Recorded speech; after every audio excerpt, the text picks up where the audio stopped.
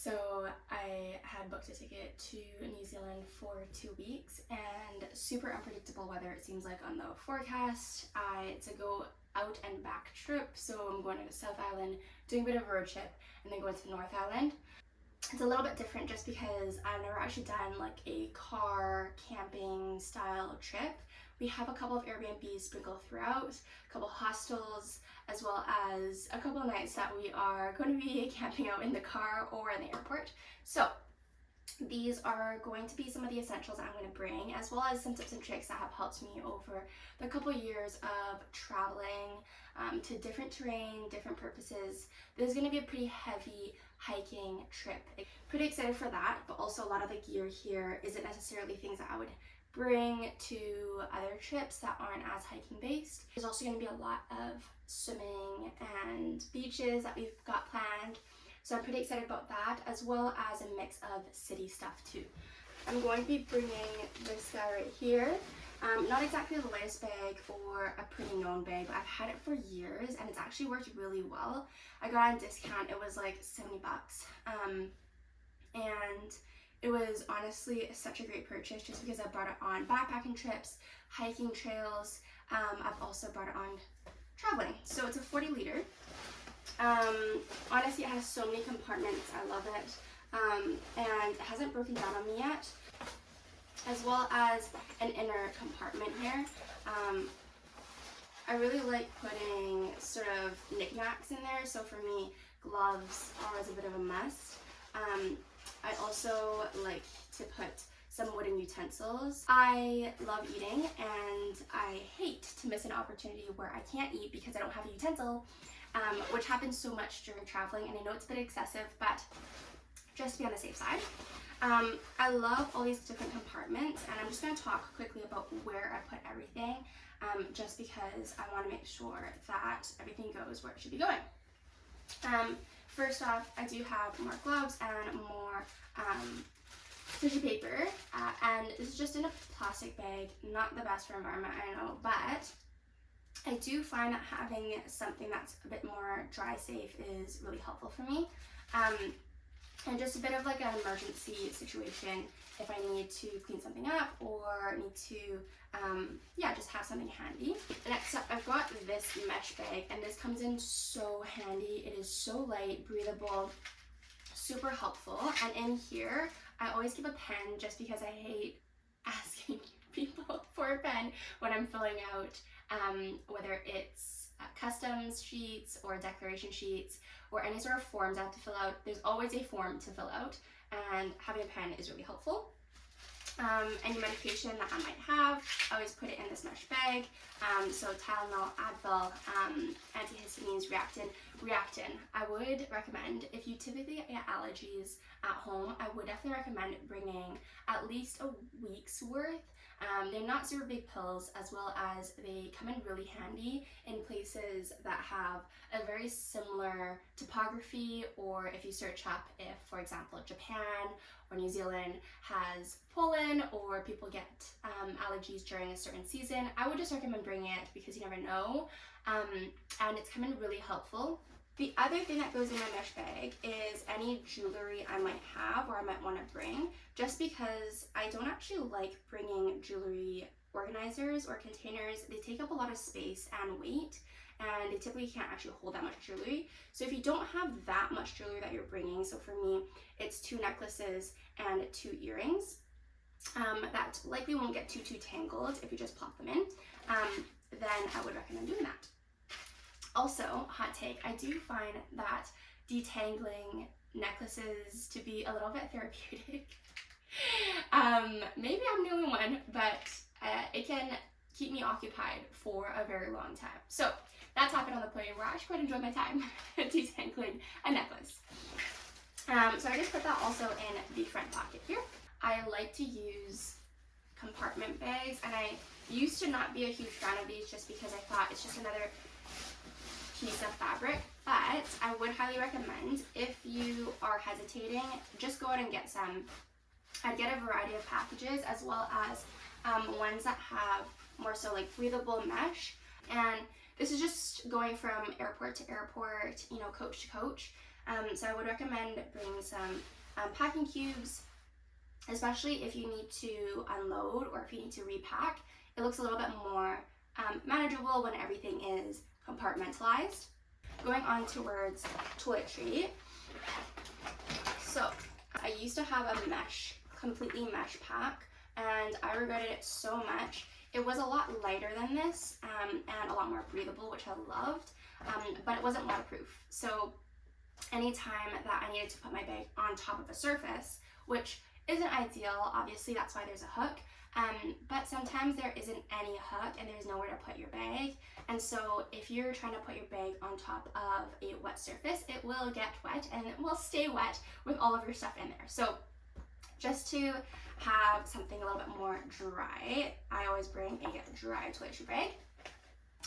I have tweezers. I know this is a bit excessive as well, not only for eyebrows, but within 2 weeks could happen, but also just for any sort of splints or splinters or anything like that. It really helps. Has actually come in pretty handy. I've got my 2 moisturizers, essentially sunscreen and moisturizer. I pack pretty minimally, especially when it comes to liquids, because they actually do weigh quite a bit. So I am quite minimalist on that front. Hand cream. So I bring a little bit of a larger tube of hand cream, not only for my hands, but also essentially as a bit of a body lotion too. I don't necessarily lather up all lotion on my body. It's really just my legs, my forearms. So a little bit goes a good amount of ways, so a bit of a thicker hand cream can really help with that. Lip balm, 100% must on the plane. Plane rides are so drying, so having a bit of a lip balm can be really helpful. I do find as well, I get this squeeze bottle just because for my lips, I just put it directly on, so I'm not actually using my finger, but for within your nose, I would recommend whether you're using a Q-tip, tissue, but essentially just putting it on the inside of your nose. I used to get so many nosebleeds on the plane just because it got so dry, but after doing this, I never got a nosebleed again. Razor as well as floss, a couple Q-tips just in case, pimple patches, and a comb. I love this comb. I don't really like to bring a huge brush just because it takes up so much space, but I do like a brush, so having a foldable brush can be really helpful. Toothbrush, hair tie. The only makeup that I bring is an eyebrow pencil as well as a eyelash curler, and face wash, as well as, this is face wash at night, face wash in the morning. I do find that if I were to get any makeup done, for example, for an event or for a night out, if I were to buy any makeup, or if I just had a lot of grease throughout the day, as well as I'm wearing sunscreen every single day, so I need a foaming cleanser, as well as ideally I'm not using a foaming cleanser every single night and day, so I use just a liquid or cream cleanser for my mornings. Toothpaste as well as hair oil. I know that not a lot of people talk about this, but especially if you're traveling in hostels or certain Airbnbs, they don't actually provide conditioner or even shampoo. So what's really helps with me, I'm not really fussed about my hair, but I would recommend, if you don't have any shampoo or conditioner and you're not going out to buy any, I would recommend, honestly, again, if you don't have super damaged hair and you're like my hair type, to just go ahead and use, whether it's the liquid body wash. I've also used bar soap body wash too. Feels a bit funky, and after you dry out your hair, at least it's clean. But then after, using just a little bit of hair oil can really help with just re-moisturizing. I use hair oil anyways, but if you use conditioner and hair oil, I would just recommend maybe bringing conditioner because it's a little bit more compact. It's a bit more sort of like cream form rather than liquid form. But I found that this hack really helped throughout travels that don't necessarily have as much hair products available for you. I typically don't bring nail clippers except we're going on hikes and trails, and I don't love that feeling of dirt inside your nail. It's just, it's a bit of an ick. So that's why I opted to bring it. That is everything that's going in my toiletry bag. I always bring a side bag, and it's typically not this Lulu everyday bag. It's typically a Cody Pax one, but unfortunately I lost it. So it is this Lulu one for now. It is a little bit bulkier, and what I don't like about the side bag is it doesn't have two-way zippers, but that just makes it so that I can really only wear it on my right side, so that nothing just falls out, compared to if I wore on my left side, then everything's just gonna spill out if I open the zipper. But otherwise, it's a really good bag. I can literally put like a small or like a normal sized water bottle in, like a plastic water bottle, which is really helpful. This bigger compartment, I usually put my sunnies as well as another bag. So in this other bag, I have a Moment lens, as well as any sort of chargeable device. So any wires. I bring a universal plug as well. It's just charging. It's just charging, but I do bring that, and any sort of cables or wires, AirPods or earphones or any sort of noise cancellation devices. I would highly recommend bringing this. My sleeping hack is I just need somewhere quiet as well as somewhere dark to sleep in, and I also need a decent pillow. So how I secure this is that I always bring a really good eye mask, and I would highly recommend bringing a high quality eye mask. It actually matters, and maybe try this at home a couple nights. It actually matters if you're able to sleep with it on. So this mask with that nose bridge thing actually blocks out literally all light. Like, you could be flashing a flashlight at me and I wouldn't know, and it's so comfortable, so pillowy. I think I got this in China. I also don't like a Velcro strap. I like the adjustable strap with the sort of like metal thing here, just because I found that the Velcro straps start to wear and tear over time and also pull on my hair. So it's been really helpful.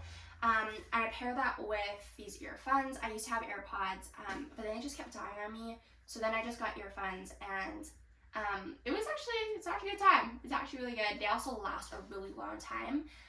There was one time that I was staying in the airport and it was so loud. I had to have earbuds in throughout the entire night, and I literally slept like 7 hours, and the music was still playing. So even if the music stops playing, it's still noise canceling, which is really helpful. So these two paired, literally a lifesaver. And then in terms of a pillow, I actually use one of these packing cubes, and I fill them up with just the right amount of clothing, and I use it as a pillow. I use it both for a pillow because there's so many packing cubes, I use it both as a pillow for my back. So often airplanes have like these concave seats, which are terrible for my posture and for my comfort, and so I just put it at the low of my back, which the size is perfect.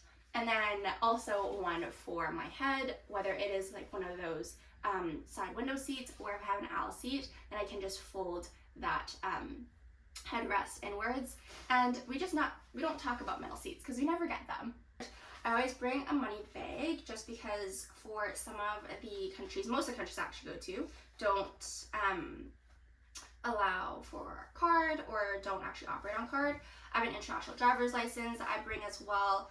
For most countries, I'm not sure if people know about this, but your international driver's license actually has to be on you, and you can't just say that you have a driver's license that's international or have a photo of it. So pretty important to keep those dry so that they're closest to my body. And then in general, I always bring my driver's license, a credit card that is ideally FX exchange free, or just your travel credit card. And then I'll also always bring a debit card too. So those are the main cards that I bring on my travels. And then I always bring at least about $100 worth of currency of the place I'm going to. So for this trip, because it's 2 weeks long, I brought about $100 of Canadian exchange into New Zealand money, which is about $125, $130 of New Zealand money. This bag comes with me everywhere. Like, it does not leave my body, unless I'm at an Airbnb or a hostel that can lock things up, and that's where I put things. I always bring a battery pack. This battery pack has served me so well. It charges 2 to 3 cycles of battery life, and it's so small, so light. If you're traveling to Asia, specifically China, they do not allow battery packs over certain amount of power charge or a certain weight. So I've gotten dinged on that a couple of times. They also have to have certain logos on it, so check on that. I've been recommended to bring mosquito repellent and tick repellent, especially because I'm hiking so much. I typically don't bring this big of a bottle, but I'm also going with my friend. So we're gonna be spraying ourselves down because I attract mosquitoes like crazy. Just because I'm going to be doing a good amount of hiking, I am bringing this Evok 6-liter day pack. It is a bit smaller, but it does have I'm mainly just bringing it for the water. 2-liter Gregory bladder. This has worked so well for so long, and I really like it. I also like how user-friendly it is. I literally just hold this up, faucet in or water filter in, and it's perfect. With clothing, there's a lot. Mostly for pajamas, I have a variety of basically anything that's clean. I have a variety of both long and shorts. So shorts wise, talking about these shorts, they're so comfortable. They're 100% cotton, super lightweight, dries a bit slow though, and they are my nice shorts. They're just so cute, very surfer vibes, and so comfortable to sleep in. For tops, I usually wear like a sports bra, or I wear like a tank top like this. I'm bringing a couple of pairs of skirts, as well as t-shirts, and that short that I was talking about, shorts, my running shorts, so just yoga shorts. They're a bit longer, super helpful. I also would recommend a sun jacket, huge recommendation. I'm bringing one for hiking, one for sleeping. It's a lot cozier, as well as one long sleeve. Microfiber towel, 100% would recommend. I would recommend a full body one, or at least a half body one, just because you can then lay it down on the beach, as well as a cover up. So I used to not bring these at all, but another thing to lie down on the beach, as well as also a really cute skirt to wear around. I have 2 swimming suits that I'm going to be bringing as well, and 2 puffer jackets. I'm just going to be folding up really small. They fold up really tiny. One headlamp. Topping around for beachwear, I'm bringing one dress. It is a silk dress I got from Indonesia in Bali, and it shows up so well in pictures. It's also super lightweight. I'm also bringing this more like city wear dress shirt thing, and again, super lightweight, but really pretty. I'm also going to bring 2 hats, so one sort of more broad rim, and then one that is a bit more of a cap. And I love how this one just folds up super tiny and well. I'm bringing 1 Tevas, or sort of more sandal-esque things to bring for everyday city wear, and then 1 trail runner shoe that I'm going to be bringing for hiking or doing any sort of like more outdoorsy activities. But that is all.